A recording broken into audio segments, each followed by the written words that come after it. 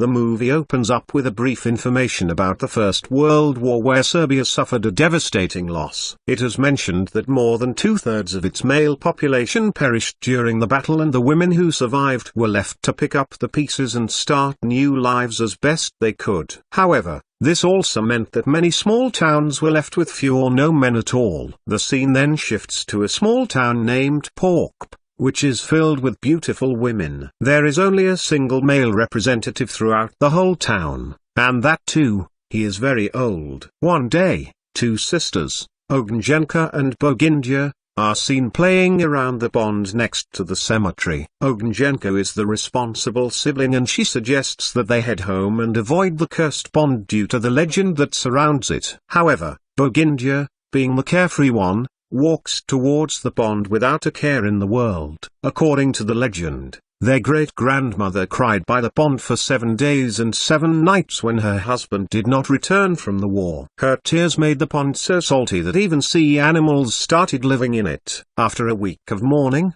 she swore to toughen her heart like a stone and became the best wailer on the mountain. Wailers are women hired to cry at funerals, a tradition that has been passed down through generations in this family, which the sisters are also a part of. In Porkp, if a boy is as tall as a rifle, he is considered ready for war. However, with so few men left in the village, and with the meager number of deaths nowadays, the family business is slowly becoming worthless. Following this, we are informed that only 2 men have ever returned to Porkp from the war, but sadly, both died soon after. The first was crushed by a gravestone, and it is unclear whether his death was accidental or due to his wife's anger over his infidelity. And the second man, who knew that he could not defend the village of women by himself, set up a minefield in the vineyard. However, he did not mark the positions of the mines and died after stepping on one of them. The vineyard is the main source of income for the villagers,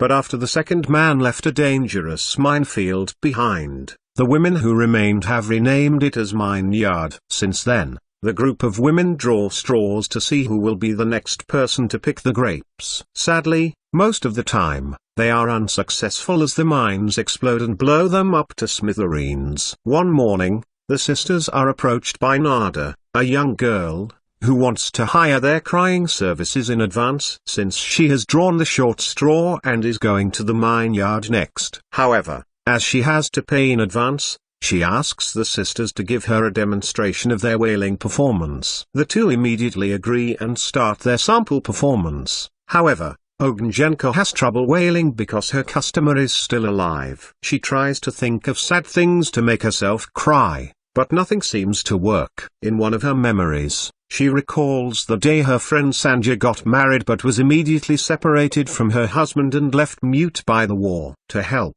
her sister Bogindja reminds her that she's turning 22 soon but has yet to find love, and with the lack of men in the village, it's unlikely she ever will. Luckily, this unusual thought brings both sisters to tears. Meanwhile, Nada reveals that she kissed a man once, an old man named Grandpa Bisa, the only remaining male in the village. While the sisters are disgusted by this, Nada explains that she'd rather experience her first time with an old man than never at all. However, Grandpa Bisa is growing increasingly ill, and the famous village witch also cannot do much to help. In the evening, Nada and the sisters venture to the local bar where the women of the village gather to indulge in drinks and attempt to forget their sorrows. In the bar, a famous band named Ratia's Band plays melancholic funeral tunes, which do little to lift anyone's spirits. However, Nada has made up her mind to make the most of her remaining time and implores the bartender to serve the potent spider brandy instead of the usual cheap drinks. As a result, every woman starts having vivid hallucinations of the deceased men who have left a void in their lives. The following day, before going into the minefield, Nada tells the sisters that she has arranged for them to have some fun with Grandpa Bisa. Moments later, she enters the minefield, steps on one, and dies in the blast. Next, the curious sisters visit Bisa's hut, but neither of them is willing to go first. In an attempt to begin the process, Bogindja pushes Ognjenka onto the bed with the old man. Unfortunately, when Bisa appears close to her face, it causes her to freak out and scream, unintentionally giving him a fatal heart attack. His heart does not beat again and he dies on the spot. As a result of their actions, the sisters are condemned to be burned at the stake. They are tied together and placed near a fire. Boginja, desperate to avoid death, proposes a condition and promises to bring back a better man than Bisa within 3 days. The village witch agrees, but she makes sure to curse the sisters, saying that if they fail to do so, their great-grandmother's soul will rot in a place worse than hell. In the next scene, the sisters embark on a challenging quest to find a man, but their search proves to be much harder than they expected. On their way, the first man they encounter belongs to a female-only town, where the women fiercely guard him and scare the sisters away. The second man turns out to be a woman disguised as a man, attempting to join the army to help with repopulation. Finally, they arrive at the city and are surprised to see the men from their hallucinations there. Ognjenka finds herself smitten with Dragoljub, a daring circus performer known as the Man of Steel, who wows audiences with his cannon launches. As soon as their eyes meet, they feel a spark of attraction, and Dragoljub offers to take Ognjenka on a flying adventure, a stunt he usually reserves for paying customers. In the meantime, Boginja is drawn to Asa, a charming singer who captivates the hearts of all the girls in the city with his smooth voice. As Ognjenka and Dragoljub soar through the air, their bond grows stronger, but their flight ends in a plunge into a nearby lake. Dragoljub struggles to stay afloat, but Ognjenka rescues him and revives him with mouth-to-mouth resuscitation. Impressed by her courage and quick thinking, Dragoljub offers her a position as his assistant. Meanwhile, after being surrounded by a group of women, Asa makes a bold declaration. He announces that whoever catches the red rose thrown into the pool will be his queen. And so, the women frantically fight to grab the flower, with Boginja managing to emerge victorious. As everyone is distracted by the commotion,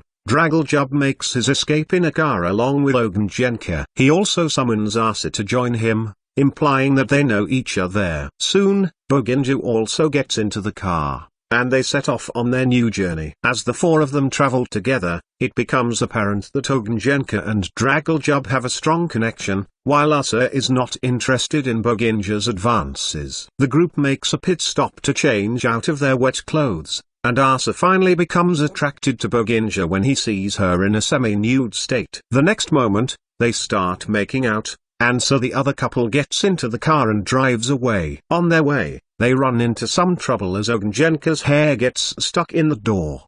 Despite her attempts to convince Dragoljub to not go back to Porkp, he is eager to see a town full of women and experience the beauty. Meanwhile, Boginja manages to convince Asa to ditch Dragoljub and escape to Belgrade, where they can find fame together. However, during their getaway, they accidentally steal a hearse with a deceased body inside. Along the way to Porkp, Ognjenka manages to persuade Dragoljub to share some stories about Belgrade, including the upcoming Palace Albania, a towering structure that dreams are made of. Dragoljub mentions that he hopes to perform his circus act from the top of the tower someday. Although Ognjenka considers going to Belgrade again, she feels guilty for not keeping her promise to her people. So they stick to their plan and head to Porkp, where the women draw straws to decide their chores for the day, and Sanju is the unfortunate one. However, their work is disrupted by the unexpected arrival of Ognjenka and Dragoljub. At first, the women mistake Dragoljub for an illusion,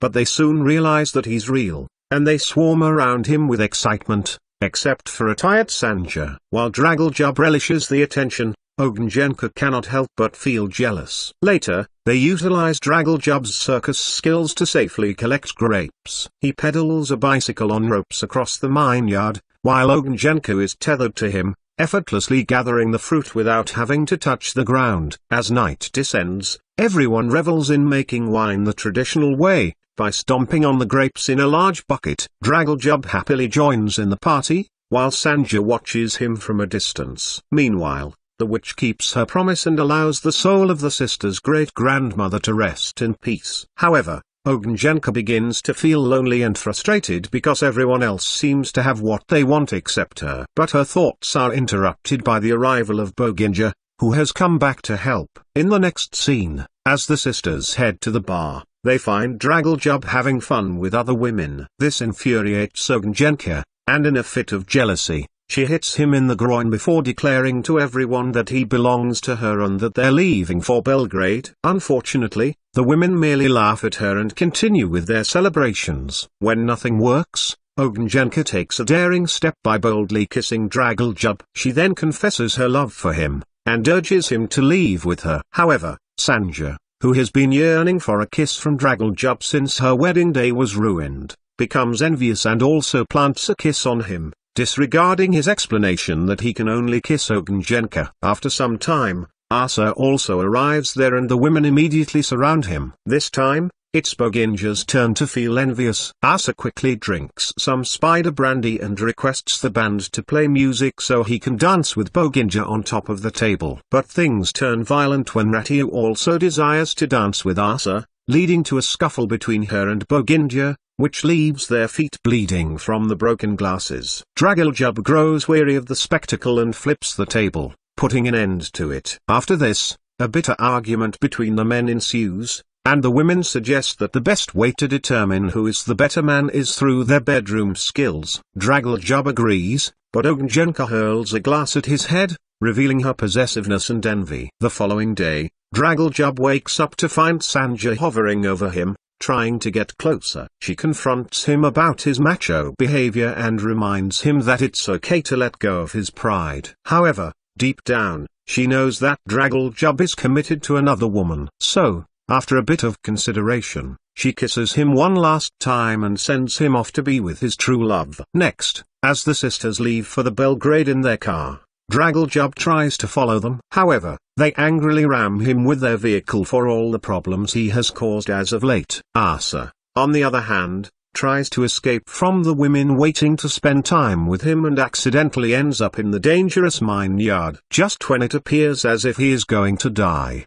the sisters arrive, and Boginja steps up to rescue him from the minefield. Before she sets out, she bids her sister an emotional farewell, urging her to continue her way to Belgrade and live a full life. With a red rose, the same one Asa threw on the day they first met, pinned to her chest, Boginja then moves towards her beloved, and they share a passionate kiss. The villagers watch in awe as the two lovers dance in a beautiful and moving choreographed display, unaware of the mines detonating all around them. They move in perfect harmony until the final deadly mine blast takes them both. Devastated, Ognjenka gets into her car and drives out of the village. She remembers that her sister had bathed in the cursed pond, and believes that it was the cause of her untimely demise. However, the sun is shining brightly, symbolizing a hopeful future, and she begins to imagine the life that Dragoljub had described to her. The movie ends on a hopeful note, with Ognjenka dancing to a lively rhythm. As she twirls and spins,